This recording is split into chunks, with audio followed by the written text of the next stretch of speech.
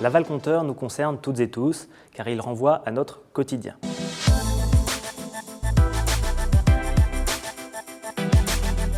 Grâce aux progrès technologiques, nous disposons d'un nombre croissant d'équipements pour notre plaisir, notre confort, notre bien-être, avec des thermostats connectés, des pompes à chaleur intelligentes ou encore des véhicules électriques. Nous cherchons également à mieux suivre nos consommations pour mieux maîtriser notre impact environnemental ou notre facture. Piloter ces équipements présente également un avantage pour la collectivité. C'est en effet l'un des leviers pour contribuer à la solidité du système électrique français et accompagner l'intégration des énergies renouvelables. Puisque celle-ci ne fonctionne pas de façon continue, il est important de pouvoir rendre plus flexible la demande d'électricité pour l'adapter au niveau de production. On peut prendre l'exemple d'un propriétaire de voitures électriques dont la recharge se déclenchera en milieu d'après-midi au moment même où les éoliennes ou les panneaux solaires fonctionnent. Ce faisant, il contribue à la flexibilité du système énergétique, à son bénéfice et à celui de la collectivité. À titre individuel, le consommateur pourra bénéficier d'une électricité moins chère ou d'origine renouvelable. Au total, le potentiel de flexibilité en aval du compteur du consommateur est très important. Pourtant, cette flexibilité est aujourd'hui insuffisamment exploitée, alors même que les besoins vont aller croissant d'ici 2035 et plus encore après. Le groupe de travail Aval Compteur du comité de prospective de la Creux s'est donc penché sur le sujet pour identifier des pistes de réflexion sous la coprésidence de Fabien Chaunet et de Cécile Maisonneuve. 12 réunions se sont tenues depuis septembre 2020 autour de spécialistes de la question avec un rapport à la clé.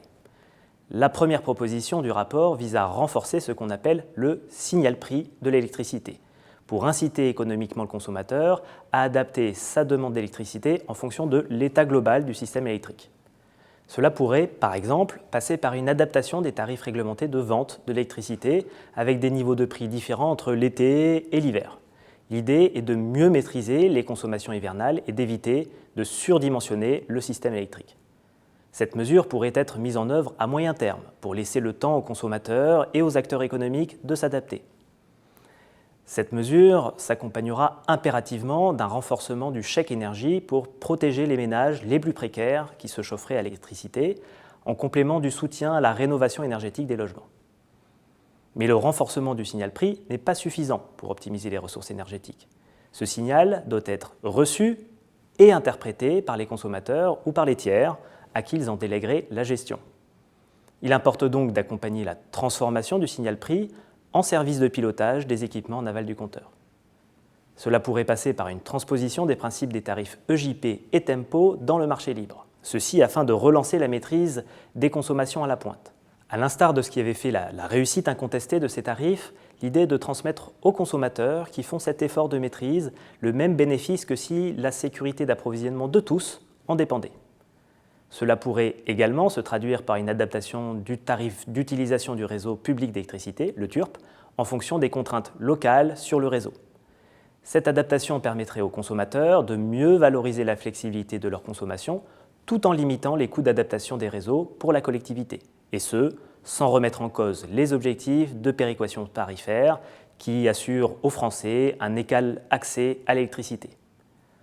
En parallèle, et pour valoriser ces flexibilités, il est nécessaire que les ménages bénéficient d'équipements de pilotage des consommations, comme un chauffe-eau électrique connecté. Mais le financement de ces équipements constitue souvent un frein pour nos concitoyens. Le rapport propose donc de permettre le financement de ces infrastructures par des fournisseurs d'énergie ou de services, moyennant une durée d'engagement du consommateur pour donner le temps aux fournisseurs d'amortir leurs investissements. Une attention particulière doit être également apportée aux locataires pour s'assurer qu'ils bénéficient effectivement de ces dispositifs de pilotage. Il importe donc d'installer la confiance des consommateurs dans ces services de pilotage. Cette confiance ne pourra être construite que par un travail de pédagogie, d'information, de formation. Sous l'œil des pouvoirs publics, les consommateurs doivent pouvoir accéder simplement aux informations qui concernent leurs équipements, mais aussi la tarification applicable, ainsi que les actions de pilotage qu'ils mènent ou délèguent volontairement à un tiers.